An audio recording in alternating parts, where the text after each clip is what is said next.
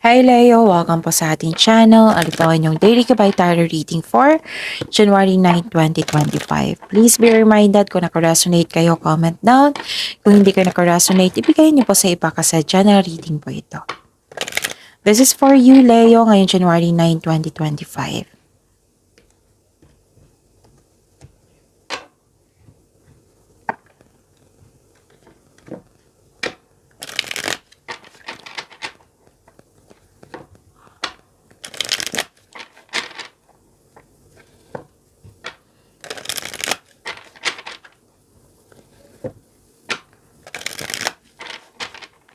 Para po ito sa inyo Leo ngayon January 9, 2025.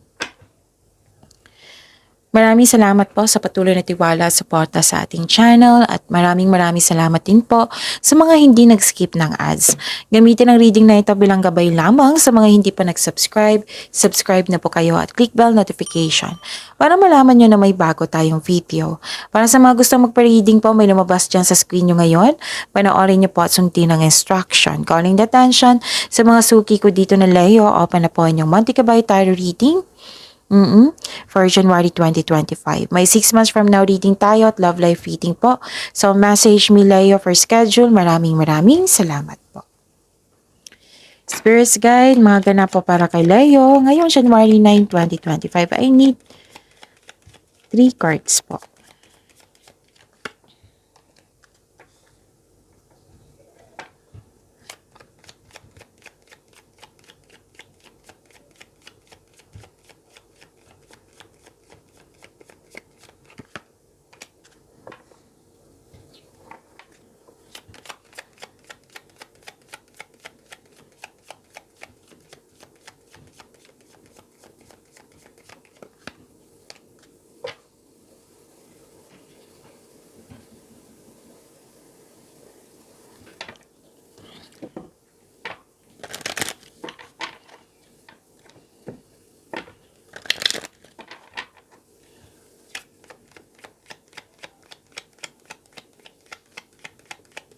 Spirits Guide, mga mensahe po para kay Leo ngayon January 9, 2025. I need 2 cards po.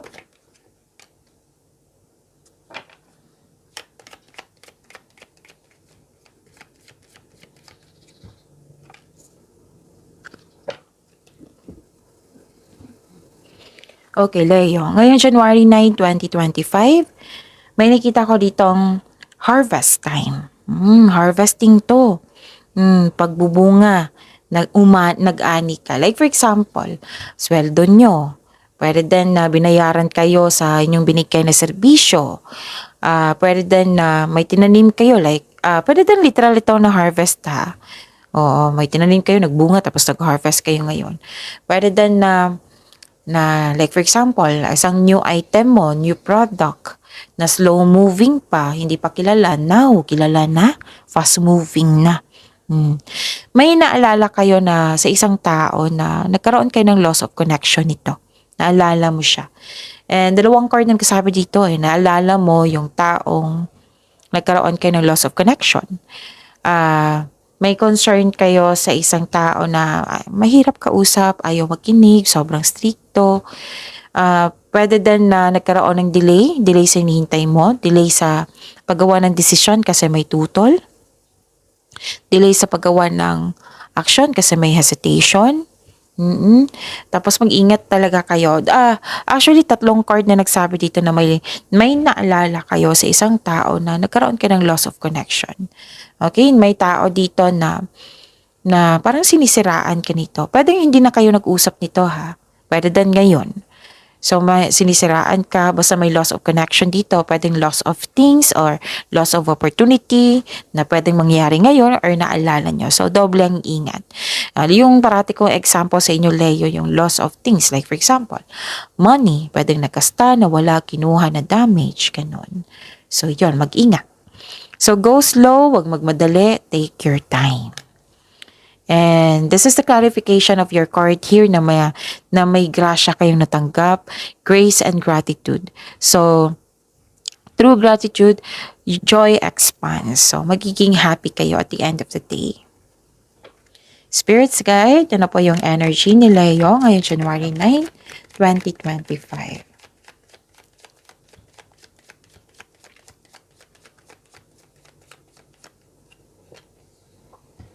And the clarification of this card po.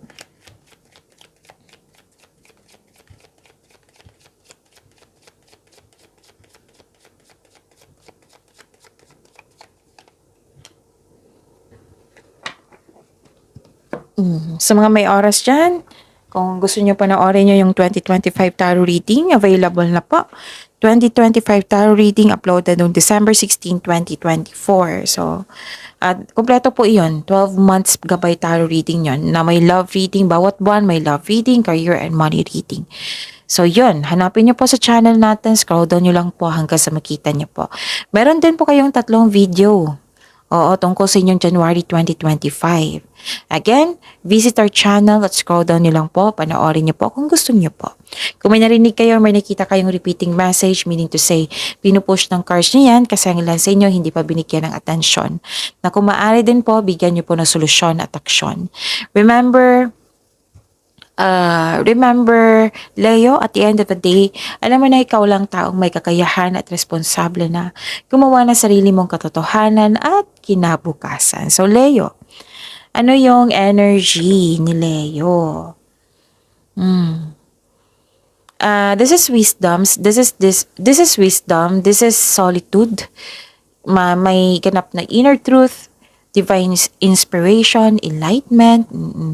Maraming mga tao na ayaw or takot mag-isa.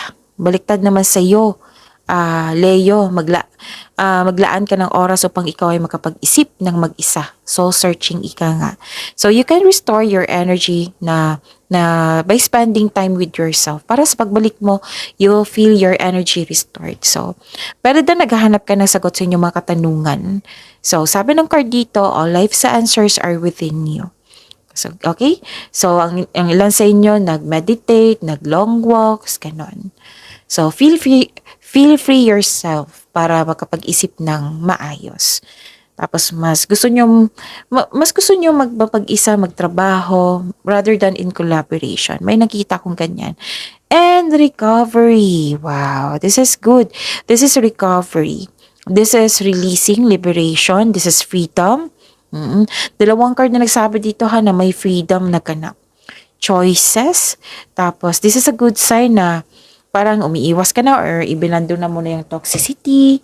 Ganon. You have your freedom. So, in health, pwede din na a difficult cycle is about to end. Nawala na yung mga disbalance or mga hindi mo gusto na disbalance or bad habits or pwedeng ganon. Basta nagkaroon ng recovery po.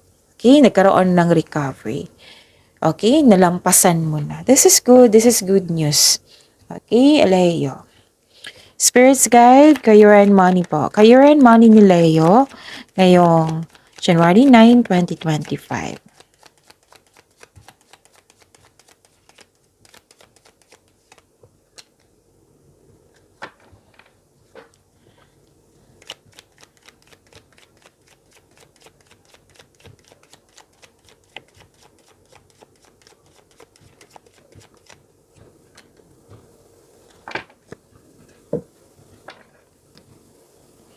Okay, Leo. Nakikita ko dito na nagkaroon po ng sa career and money to may gusto makipagkita sa inyo. Sa career and money to may gusto nyo makipagkita sa inyo at gustong humingi ng tawad. Maybe nasaktan ka nito before. Basta tungkol to sa career and money nito or hindi ka kontento sa sitwasyon mo ngayon, sa posisyon mo ngayon sa trabaho. So, ang sabi ng card dito, there is something better for you. Kaya itong disappointment na ito, this is temporary lamang. Okay? Move forward pa rin, Leo. And, may nakita ko dito. Diba, 3 card na nagsabi dito na may loss of connection. May disharmony, may breakup, tumiwalag ka, may ganyan na ganap. Parang naalala mo yung tao na na-waste ang time and effort mo na akala mo yun na pero hindi pala. Pwedeng tao ito, pwedeng isang bagay, pwedeng sa sitwasyon. Okay? So, pwede din may tampuhan kasi lumabas siya eh. So, tatlong cards dito, dito rin, lumabas siya na may loss of connection sa isang tao na naalala mo siya. Pwede din magaganap ngayon. Okay, ano pa? Spirit's Guide, Love Life, Self-Love, Partnership, and Romance ni Leo. And the clarification of this card po, oops, kunin ko na ha kasi lumabas siya. Maraming salamat po sa patuloy na tiwala at suporta sa ating channel at maraming salamat din po sa mga hindi nag-skip ng ads. May ilan sa inyo kakapasok lang ng relasyon? Ilan din sa inyo nagpaplano mag-travel for a romantic trip? And may nakita rin ako dito na